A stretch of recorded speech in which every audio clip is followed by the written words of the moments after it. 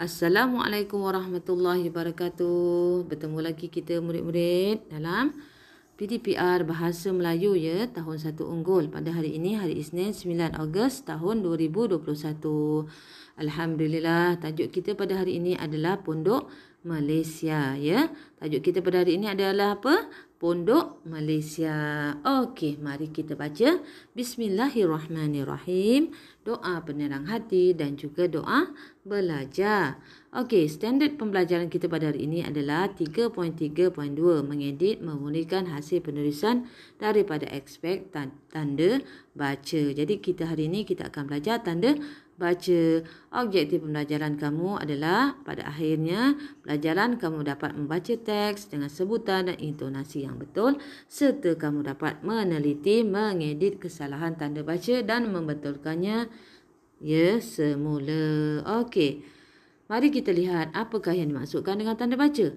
Tanda baca ialah simbol atau tanda yang digunakan untuk memberi isyarat kepada pembaca supaya melakukan sesuatu dalam bacaan. Ia diletakkan di tempat-tempat tertentu dalam ayat berdasarkan tujuan dan kesesuaiannya. Maksudnya tanda baca ni dia adalah simbol atau tanda yang digunakan dalam ayat supaya disesuaikan dengan bacaan semasa kita membaca ya. Okey, tanda baca ni perlu ya murid-murid untuk bacaan kita supaya sesuai ya. Okey, mari kita kenali tanda baca. Sebenarnya tanda baca ada banyak, tetapi untuk peringkat kamu tahun 1, kamu hanya perlu kenali 3 saja tanda baca. Okey, tanda baca yang pertama adalah huruf besar. Okey, huruf besar ni kamu tahu kan? Kamu tahu huruf besar dan huruf kecil.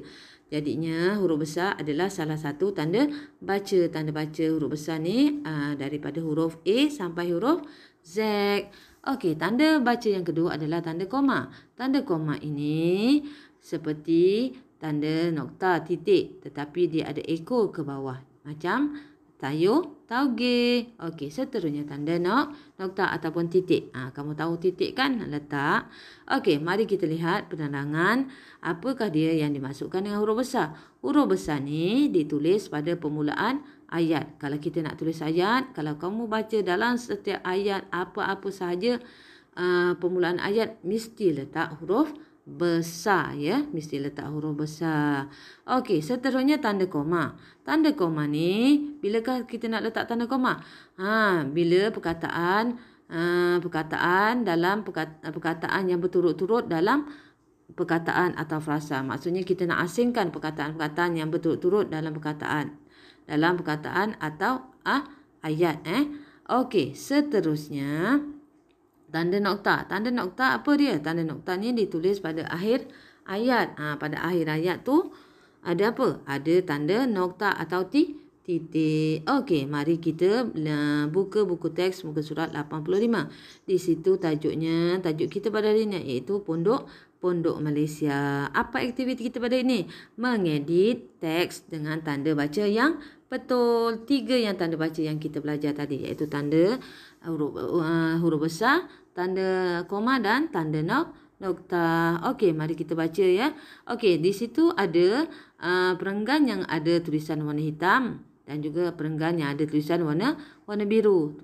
Tulisan yang perenggan warna hitam itu dia telah ada tanda baca yang betul. Manakala yang berwarna biru tu yang perlu kita edit, yang perlu kita betulkan ya. Kita letak tanda baca yang betul sebab ada tempat-tempat dalam perenggan 2 dan perenggan 2, 3 dan 4 itu dia tidak ada tanda baca. Tanda bacanya tertinggal. Okey, mari kita baca. Perhatikan perenggan yang pertama. Ada pondok di halaman rumah jagu. Di situ ada tanda baca, tanda nokta. Okey, berhenti ya. Okey. Nama pondok itu selepas tanda baca nokta, nak mula ayat, kamu nampak ada huruf besar. Permulaan ayat ada huruf besar, N besar. Nama pondok itu Pondok Malaysia. Okey, Pondok Malaysia pun P besar dan M besar. Kenapa? Sebab Pondok Malaysia merupakan kata nama khas. Jadi kata nama khas perlukan huruf besar. Okey, titik, tanda nokta. Okey, kemudian jagu Tanda koma pula sebab nak perkataan yang sama dalam ayat. Jagu, koma, Nizam dan Ganesh selalu bermain di situ. Nampak tanda nokta. Okey, kita pergi kepada tulisan warna biru. Hari kebangsaan hampir tiba. Tanda nokta. Mereka menghias pondok itu. Tak ada tanda nokta. Sepatutnya berhenti. Jagu menampal gambar pemimpin negara. Perenggan yang ketiga, Ganesh, huruf besar G, huruf tanda baca huruf besar. Ganesh mewarnai gambar bunga raya.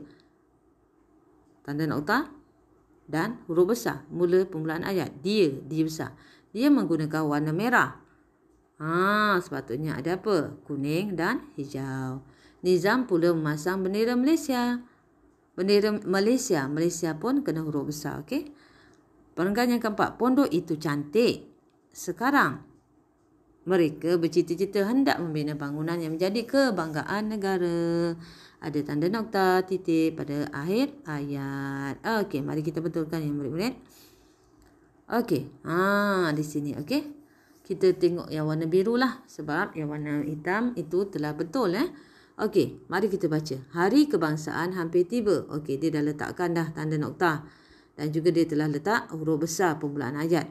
Mereka menghias pondok itu. Di situ. Kalau di sini tak ada. Jadi kita betulkan. Kita letak tanda nokta. Letak warna kuning tu betulkan. Letak tanda nokta. Jagu menampal gambar pemimpin negara. Okey, perenggan yang ketiga. Ganesh mewarnai gambar bunga raya. Tanda nokta. Huruf besar D. Dia menggunakan warna merah. Di situ kena letak tanda koma sebab ada lagi perkataan yang berturutan kuning dan hijau. Koma, tanda koma sebab nak asingkan perkataan yang berurutan dalam ayat. Okey, sambung lagi tanda nokta dan tanda baca huruf besar N.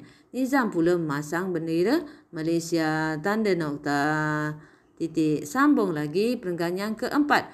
Pondok itu cantik sekarang. Kena berhenti di situ. Tanda nokta. Bila tanda nokta, M tu, M di sini kecil.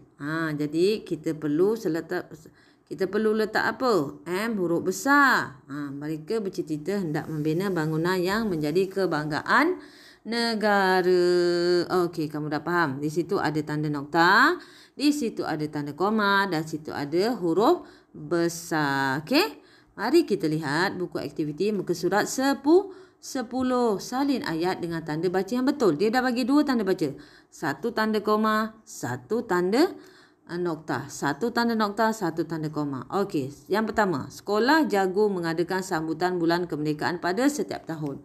Kita nak berhenti. Kita nak akhir ayat. Jadi kita nak letak tanda nokta atau tanda koma? Ya, kita letak tanda nokta. Awak pangkahkan tanda koma, tanda nokta tu, potong. Awak tulis salin semula ayat dan akhirnya awak letak tanda tanda nokta. Kamu jangan letak tanda nokta aja, tanda titik tu. Kamu kena tulis semula ayat tersebut. Begitu juga nombor 2. Sama tanda nokta. Nombor 3 di situ ada tanda koma. Murid tahun 1 pintar membaca gambar pemimpin. Tanda koma. Letak tekan tanda koma sebab ada perkataan berturutan. Bendera dan keratan majalah. Faham? Tanda nokta. Begitu juga nombor 4. Kamu letakkan tanda koma dan tanda nokta. Begitu juga nombor 5. Sama juga. Kamu buat.